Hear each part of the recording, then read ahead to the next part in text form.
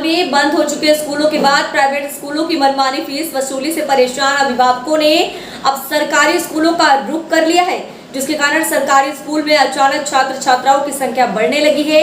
अचानक बढ़ी छात्र छात्राओं की संख्या के चलते विद्यालय प्रशासन को एसडीएम सहित अन्य व्यवस्थाओं को लेकर मुश्किलों का सामना करना पड़ रहा है।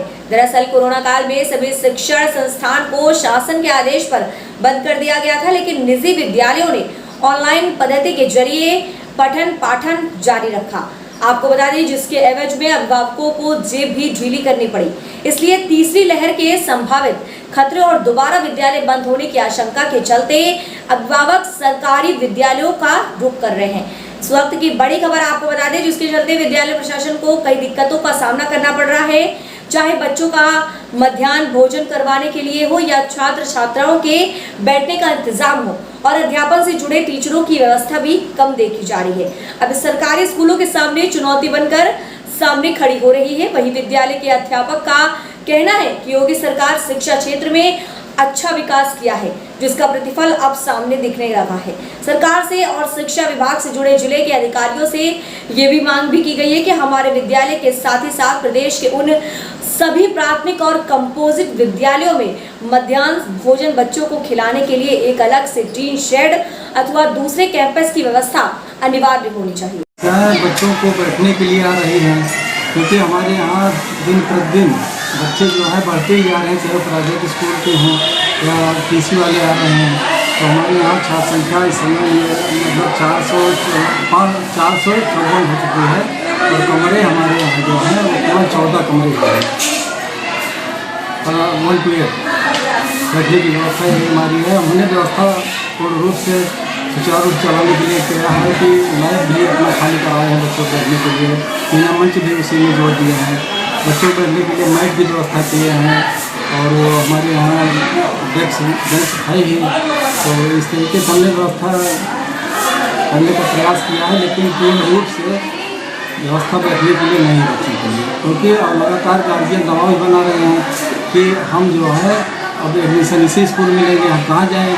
तो ये समस्या बढ़ती जा रही है। 454 के स्ट्रेंथ इसी समय हो गई, जबकि हमने गार्जियन से कहा कि बच्चे की उम्र कैसे सर्टिफाई होगी, तो उन्होंने कहा कि हम वैन हल्की आपको लेकर दे रहे हैं।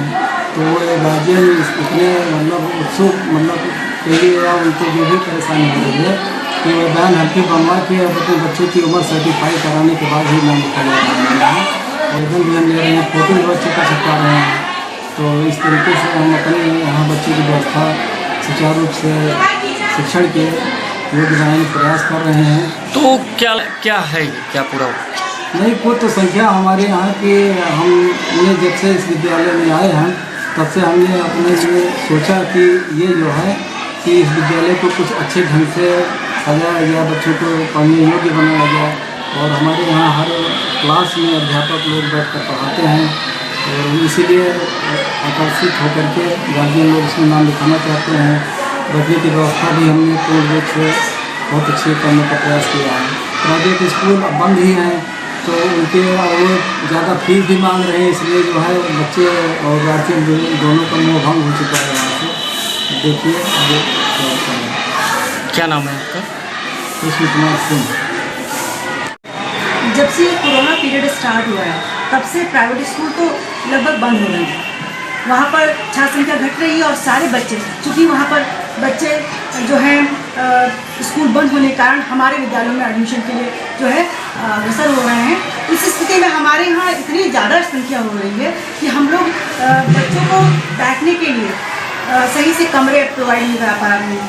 उनके लिए जो है ग्राउंड जो है जितनी संख्या है उसके हिसाब से वो अप्रोप्रिएट नहीं है, और रूम्स में जितने हमारे पास जितने रूम्स हैं, जितने बच्चों के लिए सीट्स हैं, रूम्स हैं, वो हमारे पास जितनी छात्र संख्या थी उसके अकॉर्डिंग अप्रोप्रिएट है। लेकिन अब स्थिति ये है कि हमें अपना जो ऑफिस है उसको भी हमें एक रूम में कन्वर्ट करना पड़ा है, उसमें भी हमें अपने बच्चों को बिठाना पड़ा है, क्योंकि अब बच्चे हमारे विद्यालय में आए हैं तो हमारी ये नैतिक दायित्व है कि हम उन्हें वो सब सुविधाएं प्रोवाइड करें जो हमारे ग्रामीण अंचल के बच्चे भी प्राप्त कर रहे थे। तो प्राइवेट हो चाहे कहीं भी बच्चे हों, वो हमारे लिए एक हमारा एक नैतिक दायित्व है कि हम उनको सब चीज़ें प्रोवाइड कराएं। लेकिन समस्या ये है कि छात्र संख्या इतनी ज़्यादा हो रही है कि बच्चों को हम उस तरह से जिस ढंग से हमें पढ़ाना है, उस छात्र संख्या एक टीचर पर 75 बच्चे होना एक बहुत बड़ी समस्या है।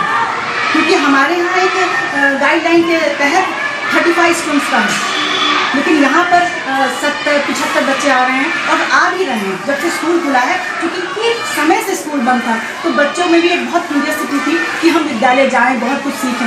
इतने दिनों से पेरेंट्स भी सोच रहे थे कि हम बहुत कुछ बच्चों को सिखाएं, और यहाँ पर लगातार प्राइवेट स्कूल बंद थे और सिर्फ एक गवर्नमेंट स्कूल खुला, तो उनको लगा कि नहीं, बच्चों को कहीं से भी शिक्षा मिले। और यहाँ पर चूँकि सारी सुविधाएँ